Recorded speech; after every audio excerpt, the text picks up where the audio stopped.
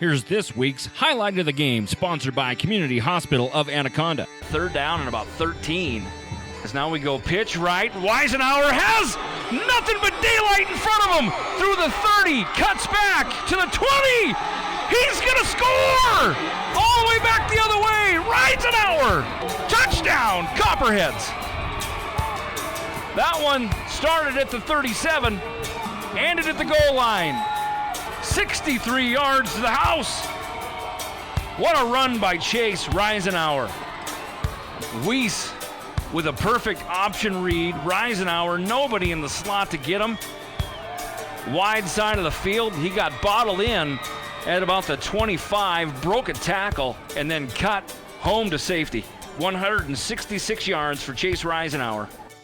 Welcome back to the Pregame Show, sponsored by Community Hospital of Anaconda. That amazing 63-yard run by Chase Weisenhower capped a career-high 3-touchdown performance and all but sealed the win over Deer Lodge in Friday's Battle of the Valley. Weisenhower ran for 162 yards on 20 carries on the night, which brought him to a team-high 798 yards on the season. It also brings the 5'7", 160-pound junior a little closer to a benchmark that every running back strives to achieve, and that's the vaunted 1,000-yard season. To prove just how hard it is to achieve those numbers, the last running back wearing the blue and silver to rush for over 1,000 yards was Jake Areno in 2006.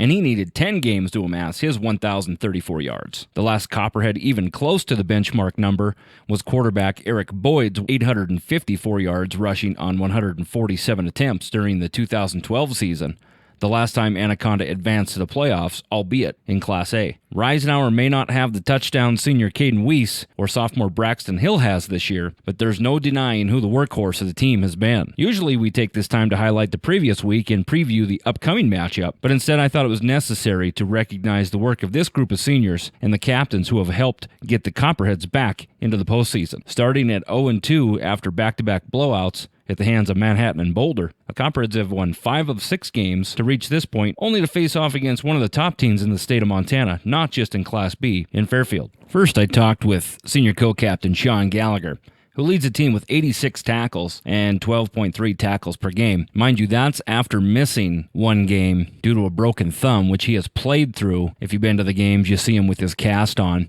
We talked about playing with that cast, continuing the theory to play for the next game, and really talk about the pride he has in this group of seniors and the team making it back to the playoffs. Oh, and a little jab. It is crazy. Mom, Mars, you were a freshman when you guys hosted Columbia Falls in last playoffs. Right? Right. How is it similar to that? Yeah, it means a lot to us, like playing this first game against the number 1 team to say, I mean, we got nothing to lose, really. So we're just going to go out there, play as hard as we can, try to get that state championship back in Anaconda. You were in the cast. Nobody really knows the full story on it. You broke your thumb. It got progressively worse. They told you either you go in for surgery or you might not be able to use your hand. Oh, yeah, I knew how to get surgery on it because then you got to use your thumb and the rest of your life, but I was upset I couldn't play the Ronan game because that's the game I really wanted to play, but they got the win without me, so it was good enough for me. Only missed one game, too. And you've casted it up. How does it feel? And it's got to be tough. It's got to be tough to know that, one more hit, you might miss some time during basketball. Yeah, it's kind of hard on the offense side. I mean, I can't even catch a ball, but on the defense side, it's surprisingly not bad at all. It's into my advantage, but it's not bad at all. I thought it'd be worse. My mom's more worried about it than my dad, I think, so. She's just nuts, right? Yeah, most of the time. Can you hear her in the stands? Yeah. Can you? When can't you, though, honestly? What's your goals for the weekend? Like you said, you have nothing to lose. However, you're going up against a tough team. They've been blowing teams out. I mean, their point differential is crazy. You guys have made it back to the playoffs. That is a definite goal. You're helping the program build. Is that kind of what you guys are thinking here? Yeah. I mean, we're going in this game thinking we're going to win. You can't go into a game, we're going to get our ass kicked, but this game is just like any other one. We got to get the W and play our hardest. For us seniors, it could be our last one, so we just go week by week now. You're just going to have fun. Yeah, most importantly. Perfect. Thanks, Sean. No problem. One of the toughest things in any team sport is having the ability to deflect praise. In football, the fullback probably not going to be the most glorious position. Your primary objective is to block, and the guy behind you is the one that's getting carried on the shoulders after the game or being credited with touchdowns, with wins, that sort of thing. But it's between the tackles, and even when he spreads out, where Sloan Ueland has really created some running space for Chase Reisenauer and Caden Weiss. An unsung hero, if you will. We talked with Sloan about that, how it's more of a team effort with him, and how he really doesn't care about getting the praise. Senior captain, starting defense, starting offense, but you don't really get the ball a whole lot. What goes into your mind knowing that it's because of you the offense works, but you don't always get the glory for it? How tough is that to do? It's not that tough because I'd rather be a team player than just me being singled out. Chase is a good running back, and I get a block for him, and that's great too. And you're one of the best blockers downfield. Yeah, it's the same thing as wideout as being at running back. Now, because I say that, you turned around last week and you set a season record for tackles, solo tackles, and then overall tackles against Deer Lodge. You come from Deer Lodge Valley. You know a lot of those kids. Heck, you live next to a lot of them. Mm-hmm. Was that something that was eating at you a little bit? Well, yeah, plus we have our ranches down there. We have ranch hands from Deer Lodge, so I'd just rather, could have been my last game too. Wanted to prove something. And you did. I mean, it was great to watch. What about your senior teammates, not only your co-captains here with you, but your senior teammates? Talk a little bit about what they've done this year to make everything go good. Well, Caden Weiss, the fastest kid on our team, and he's a good runner and good passer too. And Kyler Fink, he catches a lot, and so does Logan Rich. I see what you guys don't have when I've seen other teams in the past, not only from Anaconda, but from other places around, just at the high school level. There's no real animosity between teammates. I don't see Chase getting upset that he doesn't score as many touchdowns as Caden, even though he's ran for more yards. That doesn't seem to be creeping into you guys. Do you think that's one of the reasons why you've had success? Well, yeah, that, and I think we're all just team players, really. We just would rather win as a team than as solos. Looking out for each other's back.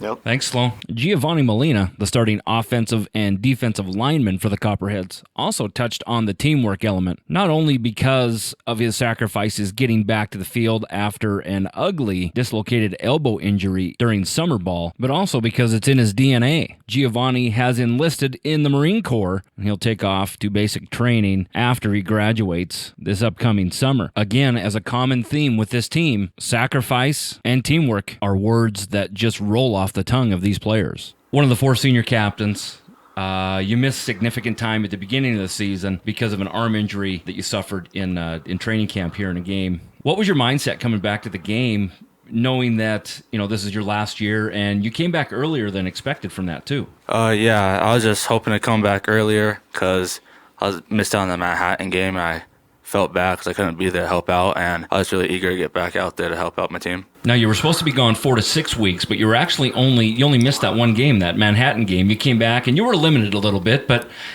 you've since picked it up. And does it hurt anymore when you play, or does it bother you at all? No, it doesn't hurt anymore. At the beginning, I was just a little scared to kind of hit people with it, but after that first game, I got more confident, and now it doesn't bother me anymore. I might get a few stingers once in a while, but other than that, it doesn't hurt at all. You have enlisted in the Marine Corps. For one, what were you thinking? I know. I think it's fantastic. I had a cousin. I have a lot of friends that went in the Marine Corps. It's a tough thing. What brought you to that decision?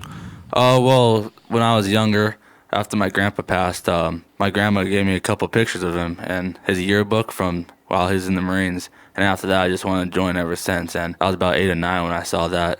And I knew ever since then I wanted to join. Well, it's a huge sacrifice, and again, thank you for all you do. And is that something that you're building off with this year, the teamwork element? Yeah, exactly. On football, you have to rely on your team to make sure they know what they're doing so that you could run the ball or do whatever, and that's exactly how you do it in the Marines, and I enjoy that a lot. Coming into the game, you guys bring in flags. You guys have added the team errand, but as always, when you come in the home game, you are carrying the American flag. Future Marine carrying the American flag. That's pretty cool. Yeah, it makes me feel proud because I'm willing to sacrifice for my country, so I enjoyed bringing out the American flag for the team. Lastly, we spoke with Ricco Ungaretti, starting offensive tackle and defensive lineman, who has really come into his own in the last couple games. Comes off scoring a 2-point conversion against St. Ignatius a couple weeks ago, an interception as well, and against Deer Lodge, he had 2 tackles for loss and a sack, and also leads the team with 7 sacks. We talked about, well, what else? His hair, for one, and the hot, unkempt mess it's become, and also what it means to be playing in this playoff game against Fairfield and against a team that really nobody's giving them a chance to win.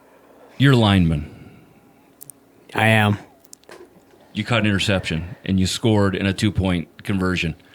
Actually, as a sophomore, you were actually brought up more to be a tight end. So you do have hands, and I tease you because you have the lineman hands. But talk us through you getting that interception, and even on the 2-point conversion against St. Ignatius. You have that scorer's mentality, don't you? Yeah, that mentality basically comes from basketball, and Coach O told me at the start of the week that I was going to get to score a 2-point conversion. So figured I might as well make the most of it. And do you have any plans on cutting the hair? After the season's over, so yeah. Because you got a little bit of mess going on back there. Yeah, it's getting pretty ridiculous. One of the things that I was talking about with you guys with sacrifice is that's exactly what I'm talking about. I teased you about being a lineman and doing that, but you weren't supposed to be a lineman, and you're undersized for the people that you're going up against, but the team needs you there, so that's the sacrifice that you make. And one of the things that I think is really driving this team is because you guys don't have that me attitude. You guys are working for each other. Yeah, I think that's the reason we've been successful, because from what I've seen lately, that we've been more of a team than I've ever seen in Anaconda, and that's just what helping us win, because we're more focused on beating the guy in front of us and beating up each other. And you guys have been great for teammates, especially what Austin is going through. Gio had an injury. We talked about that earlier. Early in the season, you guys have just kind of banded together, and it's fun to watch you guys play. Now, you guys make some silly mistakes that drive, I'm sure, your dad nuts and all the parents nuts, but it's kind of fun getting out there, learning from your mistakes and learning as you go, isn't it? Yeah, it's good, because each time we make a mistake, all we can do is get better from it, and we just learn from everything that happens. You got a tough game coming up. You don't go in thinking about losing. You go in thinking you're going to win every game, but it's one of those things. Have you thought, if you do lose, what's going to happen? I'm not too worried about what's going to happen after the season. I'm just worried about trying to go out there and beat Fairfield. Boy, you guys are confident, aren't you? I love it. It's tough. Is it tough to be confident about this game? Not really. We watch film on them, and we match up pretty nicely with them, so... What do you think the state would say after Anaconda loses 61-19 to Manhattan and gets blown out 44-6 to Boulder, who then loses to Fairfield 44-2? What do you think the state would say if Anaconda were to go up there into their hometown on Halloween and get a win? What do you think that would be like? They'd say, who's Fairfield? Because all they'd be talking about is Anaconda Copperheads. Thanks, and good luck to everybody, and good luck to you guys. Go up there and play with pride, and I know you guys have made a lot of people around here happy, so good job. All right, thanks, Blake. What a joy it was to talk to those 4 young men who have brought Anaconda back to the playoffs with the help of their teammates. And that's all we hear from them is teammates this, teammates that, no I in team. It's the old cliche that gets old hearing, but when you sit down with kids and hear that mentality, it's not the coach speak that you hear on Saturdays and Sundays with college and pro football. These kids really mean that. They really play for one another. And I, for one, have had a blast watching them this year. Yes, they are infuriating in times, and high school football can be that. But when you look at the essence of what Anaconda has done and what these kids have done and the sacrifices they have made for one another, getting the back of Austin Scholler, who is dealing with a lot more than normal people have to or should have to, picking one another up, rebounding from losing a co-captain like Giovanni Molina or Sean Gallagher, or just the normal bumps and bruises, having Kyler Fink and Logan Rich on the outside not really getting a whole lot of passes, but still sacrificing down the field, blocking when it's needed. We're a running team. 4 wide receiver sets don't have a lot of passing opportunities. To the other seniors, the Derek Leckers,